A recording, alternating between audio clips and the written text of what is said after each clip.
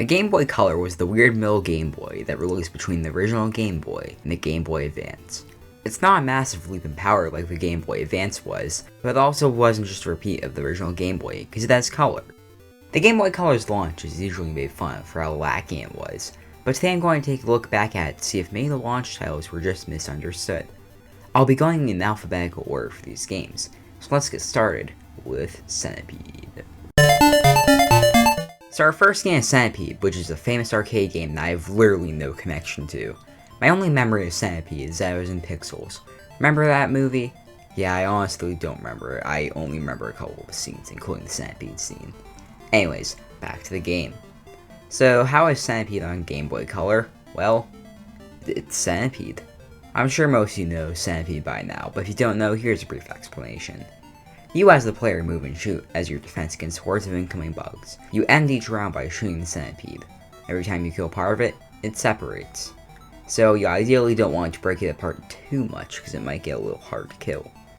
The gameplay is fun enough, but personally I've never been super into arcade games. And as far as arcade games go, I'm more into stuff made by Namco like Pac-Man and Galaga. It's not bad, just not my style.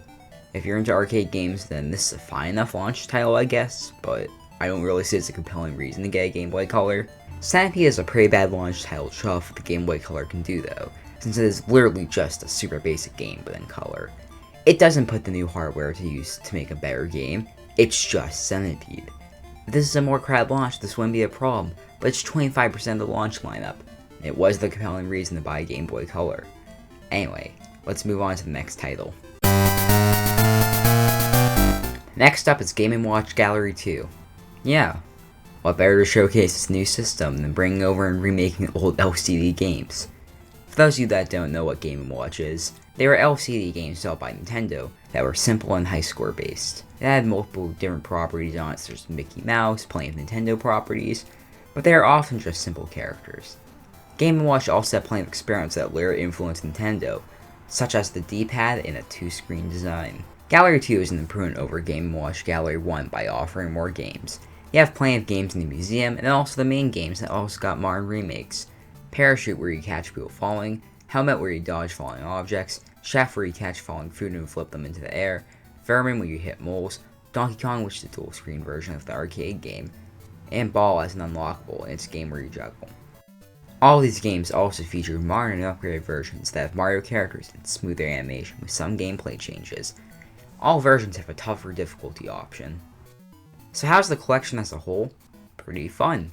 Game & Watch games aren't games you'll play for hours, but they are fun, quick distractions, which is why I think Game & Watch games were meant to be.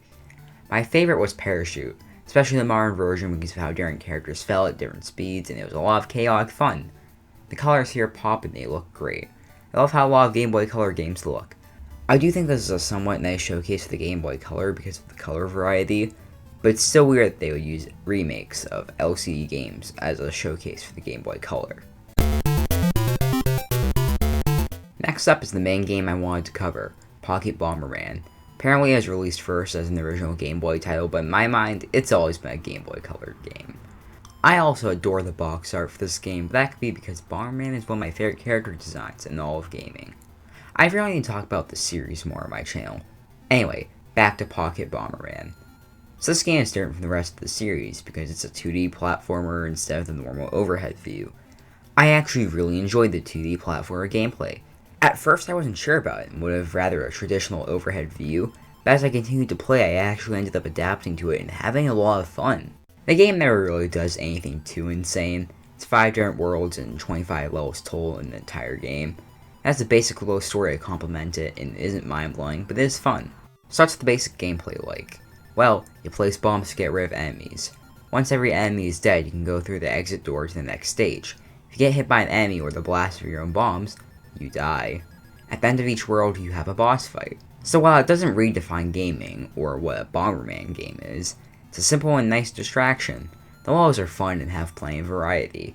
Sometimes it's pretty basic stuff where every enemy is easily accessible, or sometimes you have to solve really basic puzzles to get to enemies. The boss fights are also fun and painless. I never really found them to be that cool, but I also never really found myself getting stuck or frustrated.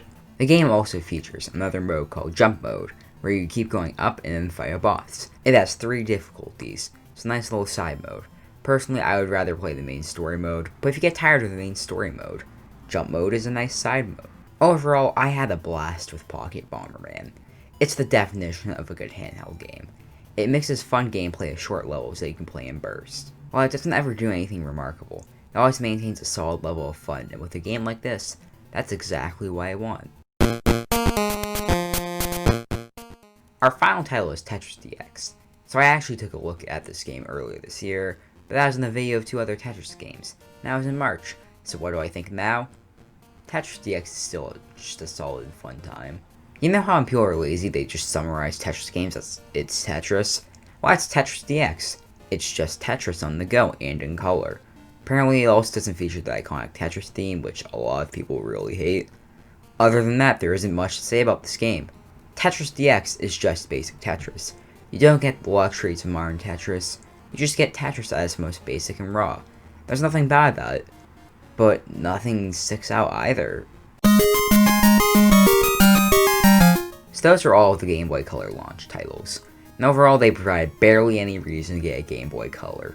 The launch titles were not that exciting. If you play your old games on Game Boy Color, they have small bits of color, so I think Nintendo is relying on that to sell Game Boy Colors. But the best part is that all of these games play on the original Game Boy, so you don't even need to own a Game Boy Color for the Game Boy Color launch titles. This doesn't make it a bad launch though. At least we got stuff like Pocket Bomberman, Game & Watch Gallery 2, and Tetris DX, which were all enjoyable, even though they weren't mind-blowing. But I don't think this made anyone rush to pick up a Game Boy Color. Well, that's all for now. If there's any other system launch titles you would want to hear me cover, let me know in the comment section below. I'd love to hear what consoles you guys want to see me cover. Anyways, I'm Fuse, signing out.